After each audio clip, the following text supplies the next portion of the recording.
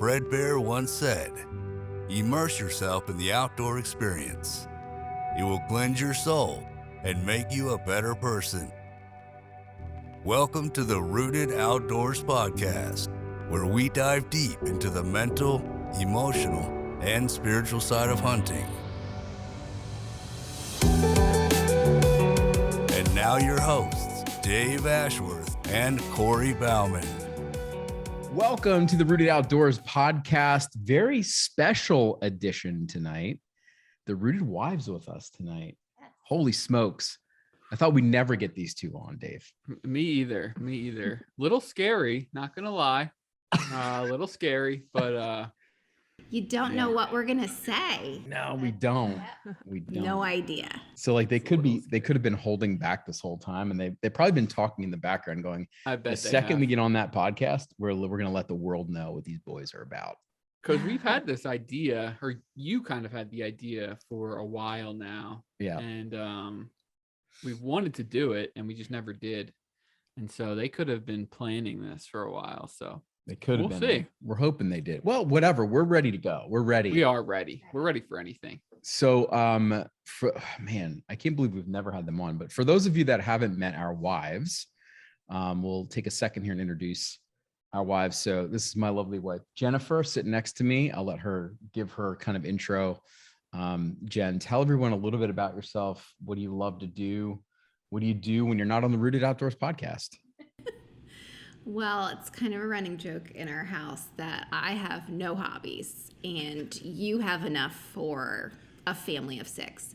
So I am a stay-at-home mom to our little girl Bryn, who just turned 8, which is a joy and a challenge at the same time.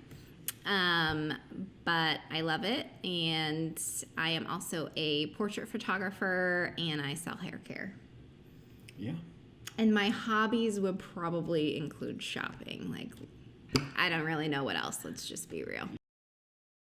There you go. Well, thanks, Jen, for being with us tonight. And hopefully you'll be like an additional light into our lives and things that I forget to share all the time, that you'll be able to share, and then people will learn more about us and more about you. All right, Emily, I've known you for years, since you guys got married. Emily, tell everyone about you and what drives you. What do you do when you're not on the Rooted Outdoors podcast? I am also a stay-at-home mom. We have a 2.5-year-old Macy. So she keeps me on my toes all day long. What else do I do? I also don't have very many hobbies. I love sports. I played basketball in college, and before we had Mace, I worked for a sports ministry called Push the Rock. So running sports programs for kids, telling them about Jesus. But yeah, now most of my time is spent hanging out with Mace. Yeah. So this is the first introduction of you, but obviously people that know us and have followed us know of the farm. We call it the farm, which is your family's farm. I grew up there. Yep. So that's obviously has been a big part of what things that we've done and things that we enjoy doing. And you've helped with some of the youth hunt stuff. You've been the camp cook for us a couple times. Oh yeah. Which we'll get into later, I'm sure. Yeah. We have to. But yeah, that's obviously a big part of what we do as well. So. Awesome. Well, thank you guys again. And I think let's just jump right in. So I think the one thing Dave and I have been talking about to have you guys on and really kind of share is the reality of what it's like to be married to a hunter or an outdoorsman or somebody who has many hobbies and passions, and but then also has family commitments and marriage commitments and those types of things. So Emily, let's start with you. So Emily, what's it like to be married to a hunter who is probably very present a lot of the times, and then when the rut comes, he might be gone for days on end and you might not even know if he's alive? It's true. What's it like to be married to a hunter? Well, I grew up on the farm, but nobody in my family ever hunted. So I was never around hunting. I mean, my dad had people come out and hunt on the farm. So I would see trucks in the morning. I never really saw the people, never really saw deer, anything like that. So it was all new to me when we started dating.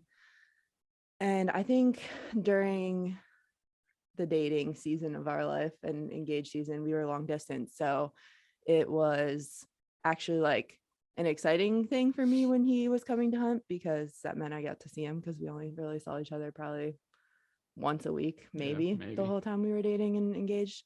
But it was also a time that I got to like learn about hunting, especially at the level of passion that you guys have for it, which was really good for me to get to experience it and like go out with him a couple times. I went turkey hunting with him once right before we were married, shed hunting, like looking for sheds and stuff, just getting out there with him and like learning about why he was passionate about it, how he goes about it, that kind of thing was cool and probably really necessary before we got married, for me, just to be able to understand his passion more and be able to support him better in that. And then after we were married, kind of the same thing. I still got to go to the farm with him on trips, be with my family, be with friends. And then probably the hardest time of being married to a hunter has been in the last 2 years, just with having a baby and just new season of life for me with no work, being home with her all day.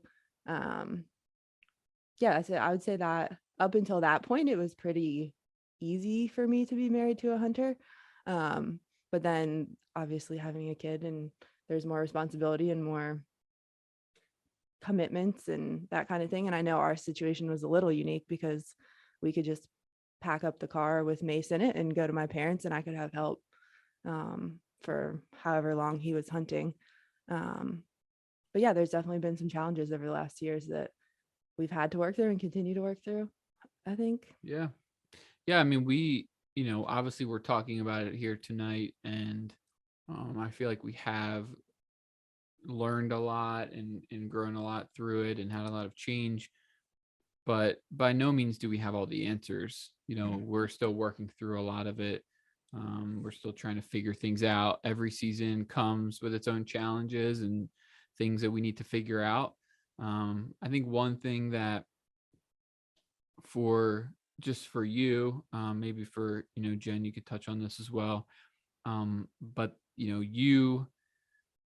I know that you don't have a passion for hunting, but you have supported me in that. And one of the ways that I feel like has really helped you has been just learning about it, not necessarily having to come and go out and do things, but just having an understanding of like why we love it so much and how it's truly a part of who we are, not just something that we do. Right. And I feel like as you understand it more, then it can make things a little bit easier as you're kind of navigating through the hunting season. So just wanted to kind of touch on that point. But Jen, I'd love to hear from you, kind of your take on what it's like being married to that guy over there. And we'll keep it just the hunting. You don't need to talk about all the other stuff. Let's just keep it strictly hunting. That's Nothing else. Everything else is off limits. So we've been together for, I think, like 16 years, around there, give or take. And yeah, I mean, I agree with Emily, like the hardest years were probably like, newborn to toddler stage of Bryn's life. Especially that first season after she was born. She was born in June. And that first season, I was photographing weddings and I was gone a lot of weekends. And, my busy time as a photographer kind of aligns with his busy time as a hunter. So that's something like